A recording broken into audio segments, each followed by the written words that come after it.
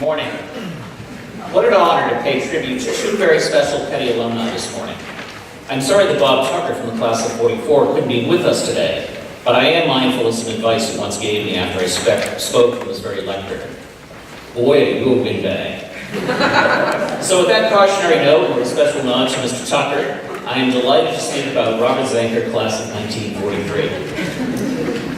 When I mentioned to one of our past trustees that Bob Zenker was being honored at our Founders Day ceremony, I was greeted with a bellowing response. It's about time! And anyone who has worked with Bob and Peddie would wholeheartedly agree. And not just because at an impressive 92 years of age, this recognition is long overdue. The constant volunteer whose service to Peddie is legendary and a true gentleman of the old school. In the 73 years since his graduation, Bob has done just about everything for his alma mater. First elected as head of the Alumni Association in 1957, he has served as a class agent, a class secretary, a reunion chair, a planned giving chair, and was appointed as a Peddie trustee in 1979, and today remains an active trustee emeritus. This elder statesman of our Peddie family has been involved in every aspect of the school, an enviably long and usually fruitful association. Always generous with his time, his spirit, and his resources. He has been a wise counselor to 11 headmasters, including Mr. Quinn. Loyally accompanied by his wife Peddie, Bob is a constant presence at reunion weekends, Blair Day, graduations, and numerous alumni functions. All the while, he and Peddie were raising 3 children in Summit, New Jersey, and Bob was building a successful career in the printing business. He is the living embodiment of what we perceive a school founder to be, and whose service to Peddie we hope all our alumni will aspire to. Anyone who knows Mr. Zenker, he simply expects us to call him Bob. My first meeting with him was at a trustee meeting 25 years ago when I walked into a room full of august-looking gentlemen, all formally dressed and many sporting bow ties in the manner of our board chair, Mr. Casperson. Bob Zenker, who didn't know me at all, immediately walked over and warmly introduced himself as Bob, emphasizing that at Peddie, everyone was on a first-name basis. It made a lasting impression on this new guy and reinforced what I thought was our uniquely friendly Peddie culture. A quarter of a century later, the man I met that day has never wavered in his devotion to Peddie, a true inspiration to us all. And it's not just the alumni office that Bob knows well. Kitchen staff, secretaries, veteran faculty, and new teachers, so many of the trustees here today, we are all part of his world. Bob has seen Peddie evolve dramatically over the years and has witnessed Peddie confront significant challenges and revel in magnificent triumphs. He was part of the discussion in the late 1970s about whether Peddie should be closed due to a daunting financial crisis. Just 15 years later, he was part of the celebration of Walter Annenberg's historic $100 million gift. Through good times and bad, he has been a committed advocate of what makes Peddie special. He has long been the glue for the class of 1943, reminding classmates since their graduation day of their obligation to support Peddie. And while the ranks of his class have thinned, it is remarkable to see Peddie find gifts from a good percentage of those surviving. Anyone who has been in Coates Coleman House can see firsthand the soaring space that is the class of 1943 Alumni Lounge. Given in honor of their 50th reunion, a perfect example of that class's reverence for their Peddie experience. To me, no one epitomizes the greatest generation better than Bob Zenker, who in typical fashion couldn't quite understand why we were making such a fuss for him today. In his mind, he would likely say, well, that's just what you do. Bob arrived at Peddie in September 1939 when the nation was still in the midst of the Great Depression. He graduated in June 1943 and immediately shipped out, along with many of his classmates, to begin military training for service in World War II. As a Peddie student, imagine receiving a draft notice halfway through your senior year and knowing that the following September you'd be off to Army camp rather than heading off to college.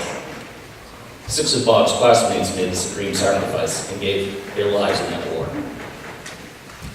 But it was those 4 years at Peddie that imprinted on Bob a lifelong connection with the school that has meant so much to him.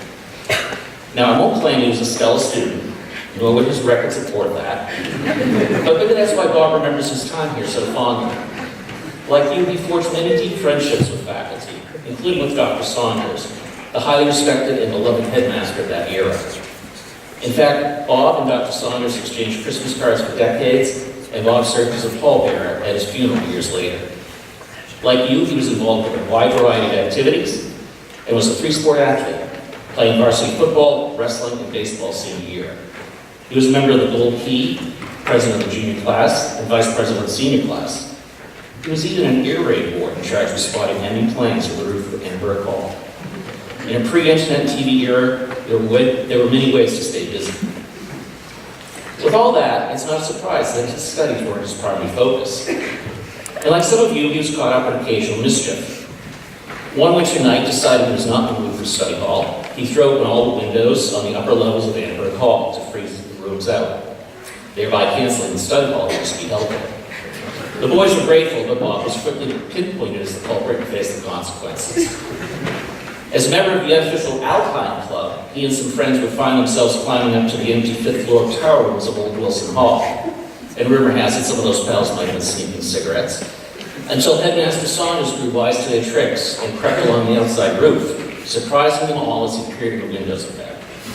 To this day, Bob will always say they were far more worried about Dr. Saunders falling off the roof than they were of getting caught. The Zenker family has a strong legacy at Peddie.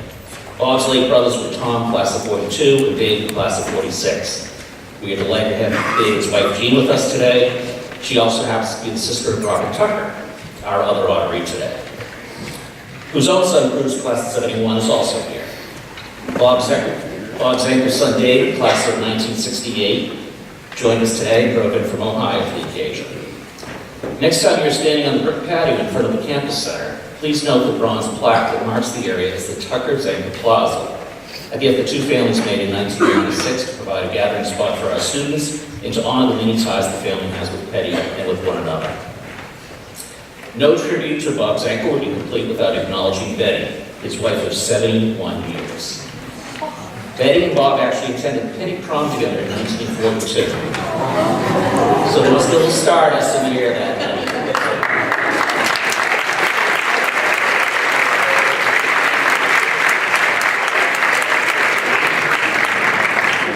In fact, the senior class will, in the 1943 yearbook, includes the engagement ring to Bob.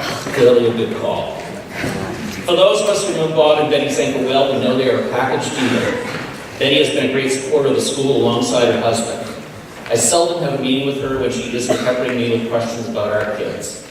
During frequent visits to campus, Peddie likes nothing more than to settle in for lunch in the Peddie dining hall and observe the passing parade of students. At 92, you would think she has seen it all, and she probably has, but she retains a remarkable sense of curiosity and is impressively aware of current events and seldom without an opinion. In fact, if you've watched Maggie Smith as Lady Violet, the Dowager Countess of Grantham or Downton Abbey, then you have a pretty good sense of Peddie Zenker. And that's what makes her fun to be around. On the walls in this chapel are portraits of former headmasters, two of whom I'd like to draw your attention. On one side is Mr. Green, head of school from 2001 to 2013, immediately preceding Mr. Quinn. Directly across the room is Dr. Robert Eddie Saunders, who served as headmaster from 1935 to 1949. It's pretty remarkable that Bob Zenker bridges those generations. Bob felt privileged to underwrite the cost of both paintings to honor two men he particularly admired. Different men from two distinct eras, both of whom influenced, impressed, and inspired Bob to get involved and to stay involved at Peddie. I can think of no alumnus who has more generally embodied the lyrics of Peddie to thee. Whate'er befalls, when Peddie calls, we all shall come to thee. So on this Founders Day 2016, for his exemplary service and generosity to Peddie, it is a great personal honor to recognize our good friend, Robert Zenker, Peddie class of 1943.